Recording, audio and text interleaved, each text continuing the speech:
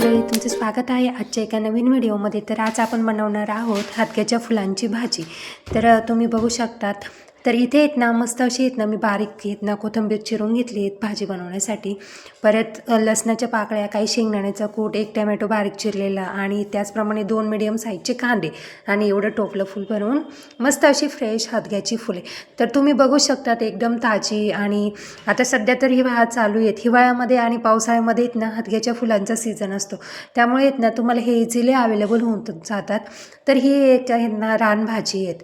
म्हणजे जसं आपलं शेवग्याचं झाड असतं ना, तर त्याचप्रमाणे आहेत ना ह्या हातग्याच्या फुलांचं झाडं असतात आणि ते आपल्या आरोग्यासाठी आहेत ना खूप गुणकारी आहेत.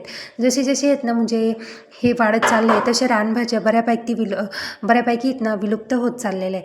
तर इथे ही हातग्याची फुलं आहेत आणि त्याचा आहेत ना जो मेन आहेत ना देठ असतो, म्हणजे त्याचा ते मधल्या भागचा जो पार्ट असतो ना, तर तो काढून घ्यायचा. जेणेकरून आहेत ना म्हणजे तो आहेत ना जर काढला नाही तर आपली भाजी आहेत ना कडवट लागते.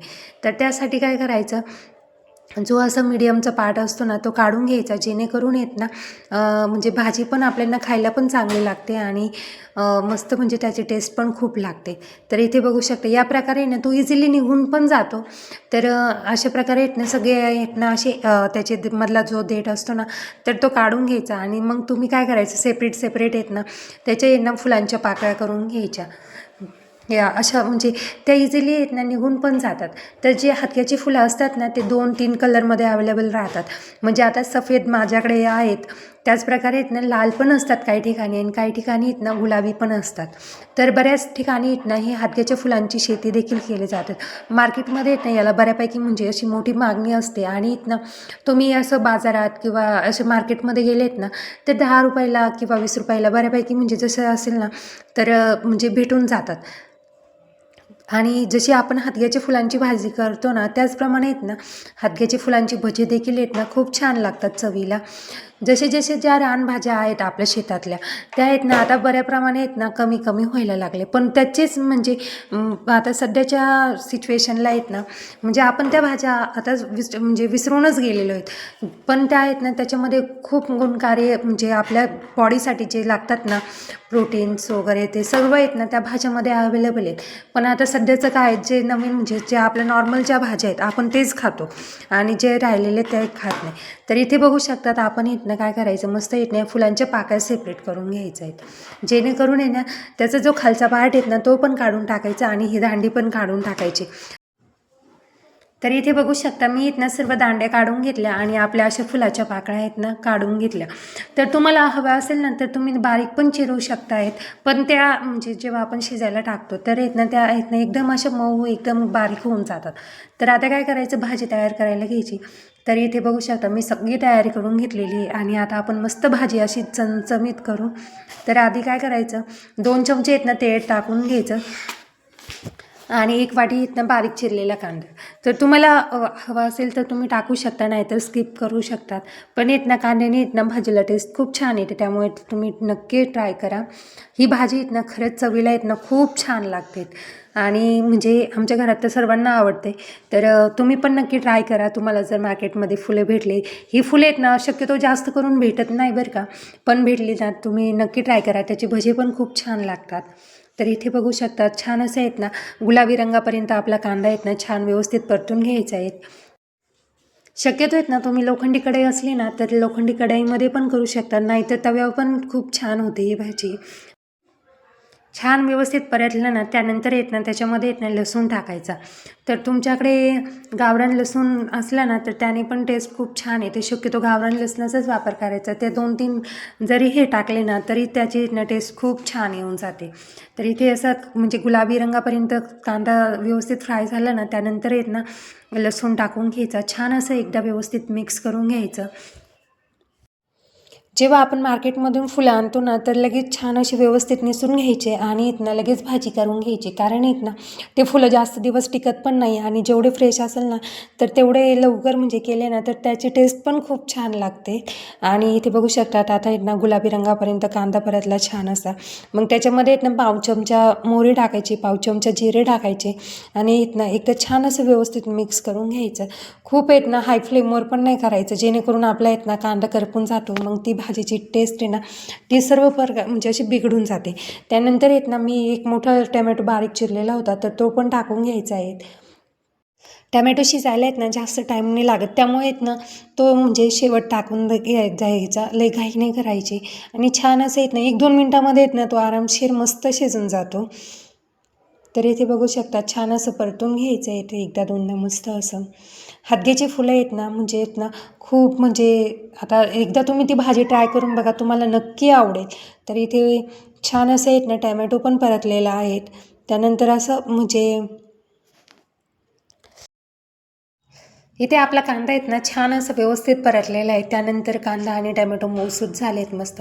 त्यानंतर अर्धा चमचा आहेत ना इथे लाल तिखट टाकले, थोडीशी आहेत ना हळद टाकलीत पाव चमचा. त्यानंतर आहेत ना थोडा कांदा लसूण मसाला टाकायचा, जेणेकरून आहेत ना भाजीची टेस्ट खूप छान लागते. ह्या भाजीमध्ये आहेत ना जास्त मसाले टाकण्याची आहेत ना गरज पण नाही राहत. अगदी साध्या मसाल्यामध्ये आहेत ना ही भाजी खूप छान होऊन जाते. त्यानंतर आहेत ना थोडीशी अशी फ्रेश कोथिंबीर आहेत ना टाकून घेतली आणि छान असं एकदा आहेत ना व्यवस्थित मिक्स करून घ्यायचं. तर तुम्ही बघू शकता सगळे मसाले आहेत ना टमॅटो आणि कांद्याला छान असे कोट झालेले. त्यानंतर काय करायचं, तर हे मी आहेत ना म्हणजे जे हलक्याची फुलं होते ते आधीच आहेत ना छान व्यवस्थित धुवून पुसून वगैरे ठेवलेले होते, त्यामुळे मी काय धुतले नाही. तुम्ही जर धुतले नसेल ना तर तुम्ही आहेत ना धुवून असे छान टाकू शकतात.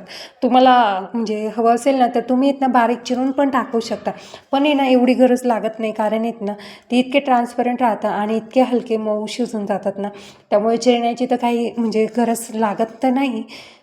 तर इथे मी चिरलेले नाही, डायरेक्टली आहेत ना त्याच्या पाकळ्या केल्या आणि छान असे व्यवस्थित टाकून घेतल्या. तर इथे काय करायचं, मस्त छान असं आहेत ना व्यवस्थित परतून घ्यायचं. गॅसची फ्लेम आहेत ना कमी राहून द्यायची, जेणेकरून आहेत ना आपला मसाला जो आहेत ना तो डागला जात नाही आणि आपले आहेत ना म्हणजे छान म्हणजे फुलं आहेत ना व्यवस्थित आहेत ना नरम पडले जातात. नाहीतर गॅसची फ्लेम फुल असले ना मग सगळं असं करपण्याची शक्यता असते. त्यामुळे आहेत ना इथे बघू शकता, तर आधी आपण जेव्हा टाकलो तर तेव्हा हादग्याच्या फुलांनी मस्त अशी कढई भरली होती. नंतर आहेत ना 1-2 मिनटांनी त्याला मस्त छान असं हलवून घेतलं तर ते बऱ्यापैकी प्रमाणात कमी होऊन गेले. तर इथे काय करायचं, असं एकदा आहेत ना छान असं व्यवस्थित मिक्स परतून घ्यायचं. त्यानंतर आहेत ना चवीपुरतं मीठ टाकायचं, जेणेकरून आहेत ना म्हणजे ते मिठाला पाणी सुटल्यानंतर त्या पाण्यामध्ये छान शिजलं जातं.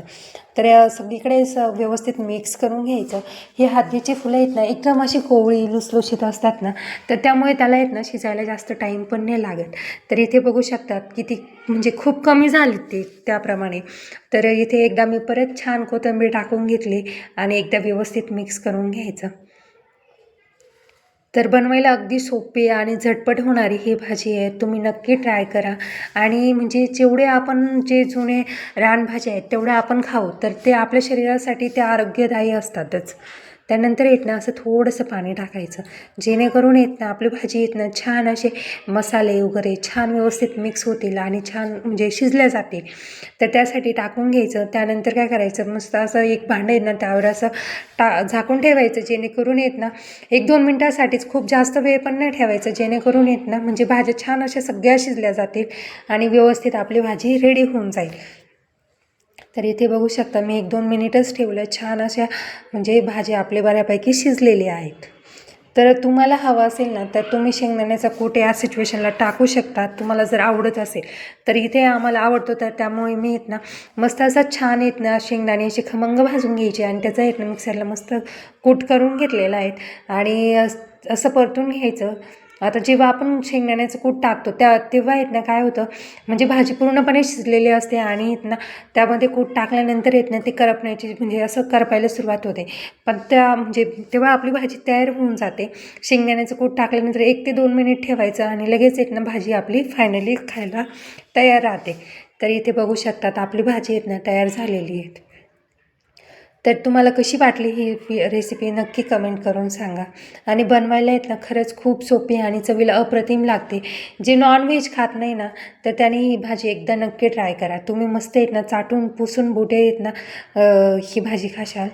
तर कशी झाली ही भाजी नक्की कमेंट करून सांगा. तर व्हिडिओ आवडला असेल तर लाईक करा, चॅनलवर नवीन असेल तर चॅनलला सबस्क्राईब करा.